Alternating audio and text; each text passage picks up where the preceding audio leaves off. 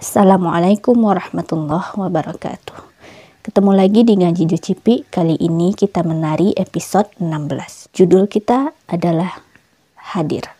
Pernahkah kau bicara dengan seseorang yang tepat berada di hadapanmu, namun yang kau rasakan adalah ia tak sedang bersamamu? Nah, itu gimana rasanya?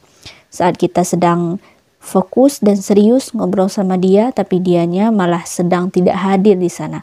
Dan kita bisa merasakan itu. Kehadiran adalah bentuk kesyukuran. Hadir adalah ketika pikiran, perasaan, tubuh berada dalam pengalaman yang sama, utuh, terpusat pada yang sedang terjadi, menjauhkan segala pikiran yang datang dan pergi. Maksud dari kehadiran di sini adalah seperti itu ya. Ketika kita benar-benar menghadirkan diri kita, hati kita, pikiran kita di tempat dan waktu yang sama. Nah, ini bisa kita praktekkan ke dalam segala hal ya. Penulis menceritakan tentang kisahnya ketika mau sholat dan imamnya berkata, pas tepat sebelum takbir, mari hadirkan hati seolah-olah ini adalah sholat terakhir kita. Bergetar hatiku kala pertama kali mendengarnya mengucapkan itu tepat sebelum takbir.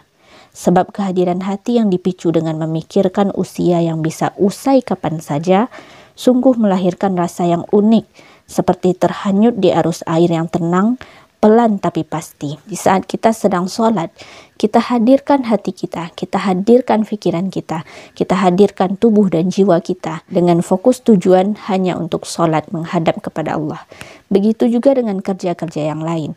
Ketika sedang bekerja, sedang menulis, sedang membaca, sedang mencuci piring, sedang bekerja di ladang, kita hadirkan diri kita, jiwa kita, pikiran kita. Jadi tidak melayang-layang kemana-mana gitu, agar kita fokus dan hasilnya akan lebih maksimal daripada kita melayang-layang entah kemana. Nah, makanya ada juga pendapat yang mengatakan bahwa multitasking rupanya hanya akan memunculkan kerja yang rata-rata adanya. Semuanya memang terlaksana, terkerjakan dengan baik, tapi hanya rata-rata. Dan ketika kita butuh menciptakan sesuatu yang maksimal, yang luar biasa, maka kita perlu fokus, perlu hadir, perlu sungguh-sungguh, perlu khusyuk di sana. Tapi bukan berarti multitasking itu jelek ya, bukan. Hanya saja cenderung hasilnya itu rata-rata gitu. Karena pikiran kita nggak fokus, pikiran kita terbagi-bagi kepada banyak hal. Misalnya ketika sedang membaca, kamu pernah nggak mengalami seperti ini? Kita udah baca halaman itu, udah 1 kali, udah 2 kali, tapi tetap nggak masuk-masuk. Ya, karena pikiran dan diri kita itu nggak sedang di sana. Cuma tubuh dan mata kita aja yang sedang membaca melihat itu. Tapi nggak tercerna ke dalam otak, nggak masuk ke dalam pikiran. Karena kita sedang melayang-layang entah kemana. Maka ketika kau sadari hidupmu stagnan, tengoklah ke belakang, lalu ke dalam. Adakah selama ini aku bekerja tanpa kehadiran? Aku mungkin tampak sibuk, tak satu pun waktu kosong dalam kesia-siaan. Tapi jangan-jangan aku mengerjakannya sembari memikirkan banyak hal, hingga tak khusyuk ku selesaikan apa yang ada di hadapan. Memang benar, ada yang mengatakan bahwa diri kita ini tak sempurna. Manusia diciptakan tak sempurna, ada banyak kekurangan. Tetapi kita tak pernah dituntut untuk hasil.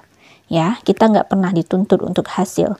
Bukan hasil yang akan kita pertanggungjawabkan, tetapi proses. Bagaimana kita berusaha untuk memaksimalkan, menyempurnakan proses kita menuju hasil. Walaupun nanti hasilnya tetap tidak sesuai dengan yang kita harapkan.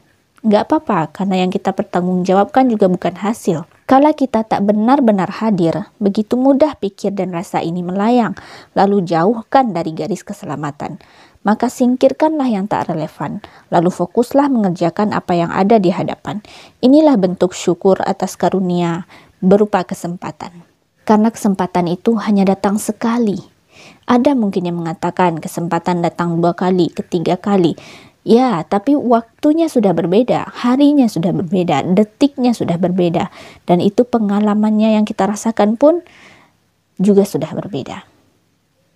Maka mari kita hadirkan diri kita di momen ini, di saat ini, dengan sepenuh jiwa dan pikiran kita, agar hasil yang kita peroleh juga menjadi lebih baik. Kita berpisah di sini, selamat berbuka puasa, semoga bertemu lagi besok menari episode 17. Assalamualaikum warahmatullahi wabarakatuh.